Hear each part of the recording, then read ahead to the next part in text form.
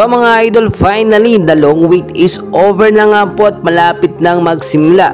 Creamline Cool Smashers, unang laban nga po kontra sa kupunan ng PLDT High Speed Hitters at panibagong player na nakasama nila, no?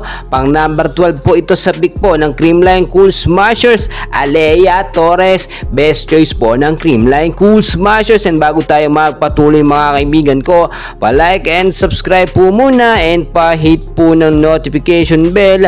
Maraming salamat po mga kaibigan. Patuloy itong nag-uusapan ngayon. Ito nga pong panibagong player na pumasok nga po sa Creamline Cool Smashers.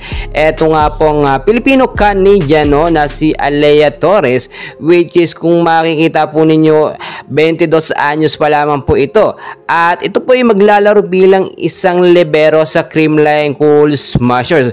Do alam naman natin itong PBL Reinforced Conference ay hindi po natin mapapanood din ang appearance ni Maring Gemma Galanza at ni Tots Carlos, pero magsha-shine po ang mga panibagong player po, no?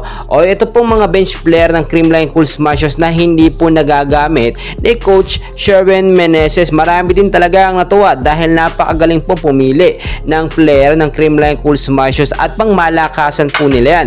Bukod po sa kanilang import, aasahan at babantayan din po natin, hihintayin din po natin yung panibagong sistema ni Coach Sherwin Meneses sa Creamline Cool Smashers, which is magpapalakas sa ofensa at depensa ng team. While mga kaibigan, alam naman natin hindi porket hindi makakapaglaro ngayong conference itong si Gemma Galanza at Tots Carlos, hindi ibig sabihin na hihina na ang CCS. Bagkus mas lalakas pa nga po ito dahil mas magagamit or mabibigyan ng playing time ang mga bench player ng Creamline. Sa first 6 line na po ng CCS, asahan po natin, no, na posibleng talagang makapaglaro. Ito pong si Alea Torres, which is libero po ng Creamline, bagong libero mga kaibigan ang ibig kong sabihin.